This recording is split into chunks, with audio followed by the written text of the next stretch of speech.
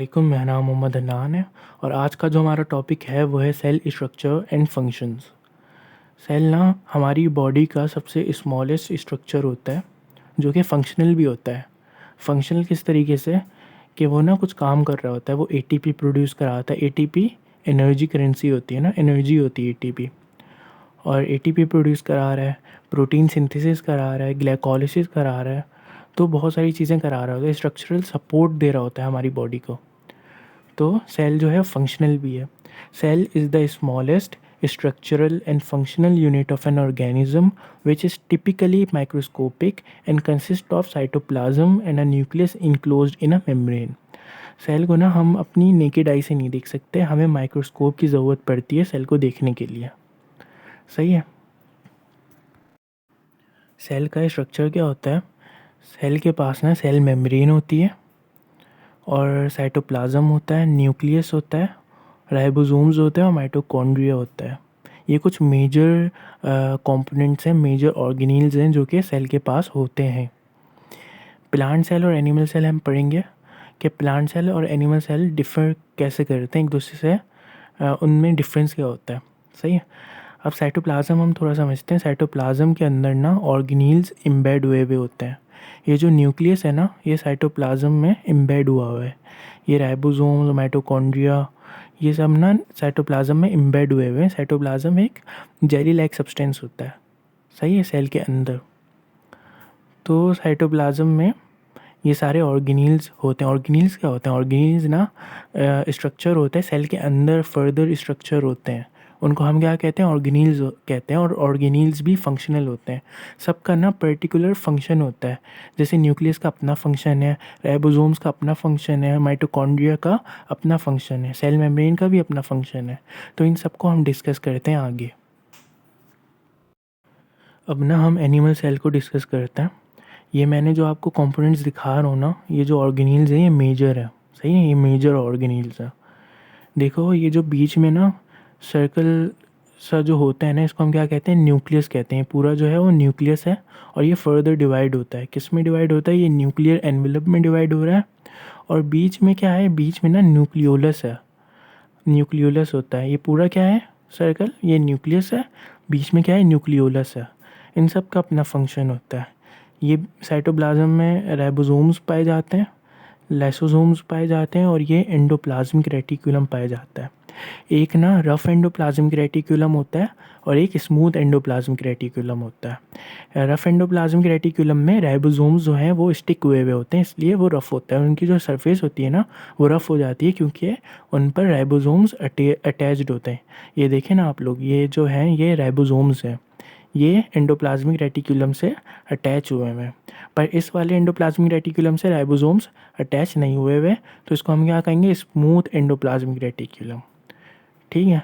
इसका भी अपना फंक्शन होता है एंडोप्लाज्मिक रेटिकुलम का, सही है। और ये जो है ये माइटोकॉन्ड्रिया है, ये गोल्गी अपैरेटस है। गोल्गी अपैरेटस जो होता है ना, उसको हम गोल्गी अपैरेटस भी कह सकते हैं, सही है। और इनका भी अपना फंक्शन होता है। मैं आपको इस ऑर्गेनील्स के एंड में सारे फंक्शंस बताऊंगा। अभी हम ना समझते हैं कौन कौन से पार्ट्स हैं। पहली बात हमने समझ ली कि ये न्यूक्लियस है। न्यूक्लियस फर्दर डिवाइड है न्यूक्लियर एनवेलप में, न्यूक्लियोलस में, और ये आपका न्यूक्लियर एनवेलप में, ठीक है। और ये क्या आ गए? राइबोसोम्स आ गए, फिर ये लाइसोसोम आ गया, फिर एंडोप्लाज्मिक रेटिकुलम आ गया। एक है रफ एंडोप्लाज्मिक रेटिकुलम, एक है स्मूथ एंडोप्लाज्मिक रेटिकुलम। फिर ये जो है आउटर कवरिंग, इसको हम क्या कहते हैं? सेल मेम्ब्रेन कहते हैं। ये है माइटोकॉन्ड्रिया, माइटोकॉन्ड्रिया एटीपी प्रोड्यूस करा रहा होता है। ये गोल्गी अपैरेटस है, गोल्गी अपैरेटस है। ये साइटोप्लाज्म है, सही है। तो ये था एनिमल सेल। अब हम आते हैं प्लांट सेल कैसा दिखता है। अब ना प्लांट सेल पे आते हैं। प्लांट सेल की ना दो कवरिंग होती हैं। जैसे कि एनिमल सेल की तो एक कवर था ना, उस पर सेल मेम्ब्रेन का आउटर कवरिंग थी, पर प्लांट सेल में सेल वॉल भी होती है और फिर सेल मेम्ब्रेन भी होती है। सेल वॉल ये रही और ये रही सेल मेम्ब्रेन, ठीक है। और प्लांट सेल में ना एक लार्ज वैक्यूल होता है, जबकि एनिमल सेल में स्मॉल वैक्यूल्स होते हैं। प्लांट सेल में माइटोकॉन्ड्रिया भी होता है जो कि एनिमल सेल में भी होता है, गोल्गी अपैरेटस भी होता है, पेरोक्सिसोम भी होते हैं, अमाइलोप्लास्ट भी होता है, क्लोरोप्लास्ट प्लांट सेल में होता है, पर एनिमल सेल में क्लोरोप्लास्ट नहीं होता। क्यों नहीं होता? क्योंकि एनिमल्स जो हैं वो रेस्पायरेशन कर रहे होते हैं, अपनी फूड पार्टिकल्स से, जबकि प्लांट सेल जो है ना वो खुद अपना फूड बनाते हैं, फोटोसिंथेसिस कर रहे होते हैं ना। क्लोरोप्लास्ट फोटोसिंथेसिस में काम आता है। तो प्लांट सेल में क्लोरोप्लास्ट होता है, एनिमल सेल में क्लोरोप्लास्ट नहीं होता। सेल वॉल प्लांट सेल में होती है, एनिमल सेल में सेल वॉल नहीं होती। लार्ज वैक्यूल प्लांट सेल में होता है और एनिमल सेल में नहीं होता। और ये जो बड़ा सा आपको न्यूक्लियस दिख रहा है, ये अंदर यहाँ पे भी न्यूक्लियर एनवेलप होगी, यहाँ पे मेंशन नहीं, यहाँ पे न्यूक्लियर एनवेलप होगी। यहाँ पे बीच में जो है न्यूक्लियोलस है, और ये जो एम्बेड हुए हैं ना सारे ऑर्गेनेल्स यहाँ पे, उसको हम क्या कहेंगे, साइटोप्लाज्म कहेंगे। यहाँ पे एंडोप्लाज्मिक रेटिकुलम भी होते हैं, स्मूथ एंडोप्लाज्मिक रेटिकुलम भी होगा और रफ एंडोप्लाज्मिक रेटिकुलम भी होगा। रफ क्यों होता है? क्योंकि वहाँ पे राइबोसोम्स अटैच होते हैं। स्मूथ क्यों होता है? क्योंकि वहाँ पे राइबोसोम्स अटैच नहीं होते हैं। अब हम ना डिफरेंस देखते हैं कि प्लांट सेल और एनिमल सेल डिफ़र कैसे करते हैं एक दूसरे से।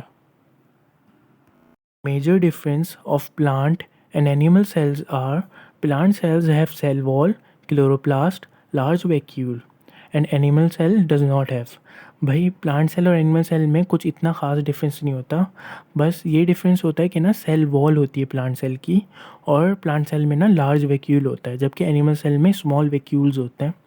और एक और डिफरेंस होता है कि प्लांट सेल में क्लोरोप्लास्ट होता है, क्योंकि वहाँ पे फोटोसिंथेसिस हो रही होती है। एनिमल सेल में फोटोसिंथेसिस नहीं हो रही होती, तो यहाँ पे क्लोरोप्लास्ट प्रेजेंट नहीं होता। तो मेजर डिफरेंसेस 3 हैं कि प्लांट सेल में सेल वॉल होती है, क्लोरोप्लास्ट होता है और लार्ज वैक्यूल होता है, जबकि एनिमल सेल में सेल वॉल नहीं होती, स्मॉल वैक्यूल्स होते हैं और क्लोरोप्लास्ट भी नहीं होता, क्योंकि एनिमल सेल को फोटोसिंथेसिस नहीं करना होता। तो ये था डिफरेंस। अब हम ना ऑर्गेनील्स के फंक्शंस पर आते हैं कि ऑर्गेनील्स जो मेजर ऑर्गेनील्स हैं ना उनके फंक्शंस क्या क्या होते हैं। हम कुछ मेजर ऑर्गेनील्स के फंक्शंस देखते हैं। वैक्यूल होता है ना, वैक्यूल स्टोरेज करा रहा होता है मिनरल आइंस की, ठीक है। राइबोसोम्स प्रोटीन सिंथेसिस करा रहे होते हैं। स्मूथ ईआर जो है वो ट्रांसपोर्ट करा रहा होता है। रफ एंडोप्लाज्मिक रेटिकुलम क्या करा रहा होता है? एंडोप्लाज्मिक रेटिकुलम पे राइबोसोम्स बाइंड होते हैं ना, तो यहाँ पे भी प्रोटीन सिंथेसिस हो रही होती है और प्रोटीन की ट्रांसपोर्टेशन भी हो रही होती है, ठीक है। गोल्जी अपैरेटस जो है वो sorts and packages proteins from rough ER. भाई ये प्रोटीन के अंदर चेंजेस कर रहा होता है गोल्जी अपैरेटस। माइटोकॉन्ड्रिया क्या कर रहा होता है? माइटोकॉन्ड्रिया एटीपी प्रोड्यूस करा रहा होता है, एनर्जी प्रोड्यूस करा रहा होता है। लाइसोसोम जो होते हैं ना वो ख़राब हो जाते हैं ना ऑर्गेनील्स, जो डिस्ट्रॉय हो जाते हैं, डैमेज हो जाते हैं, उनको डाइजेस्ट कर रहा होता है। Digest foreign substance and worn out organelles. भाई जो कि फॉरेन सब्सटेंस आ रहे होते हैं, बैक्टीरिया आ रहा है उसको भी डाइजेस्ट कर रहा है, और ऑर्गेनील्स जो ख़राब हो गए हैं उसको भी डाइजेस्ट कर रहा होता है, ख़त्म कर रहा होता है। सेंट्रियोल्स जो है ना वो माइटोसिस में हेल्प होते हैं। माइटोसिस और मियोसिस हम समझेंगे अगले लेक्चर में। रेप्लिकेशन में हेल्प करा रहे होते हैं, ग्रोथ में हेल्प करा रहे होते हैं सेंट्रियोल्स, ठीक है। न्यूक्लियस क्या होता है? न्यूक्लियस के पास ना डीएनए होता है, जेनेटिक मटेरियल होता है। तो ये कंट्रोल सेंटर है पूरा ना, न्यूक्लियस जो है वो सेल का कंट्रोल सेंटर है। न्यूक्लियोलस जो है वो राइबोसोम्स की सिंथेसिस करा रहा होता है। सेल मेम्ब्रेन जो है वो आउटर मेम्ब्रेन है सेल की, और कंट्रोल करा रहा है क्या, कि कौन अंदर जाएगा और कौन बाहर जाएगा। हम ये सारे जो स्ट्रक्चर है ना ये डिटेल में अगली वीडियोज़ में पढ़ेंगे इंशाल्लाह। होप करता हूँ कि आपको समझ आया हो। अगर समझ आया हो तो प्लीज़ लाइक कर दें, सब्सक्राइब कर दें। जज़ाकल्लाह।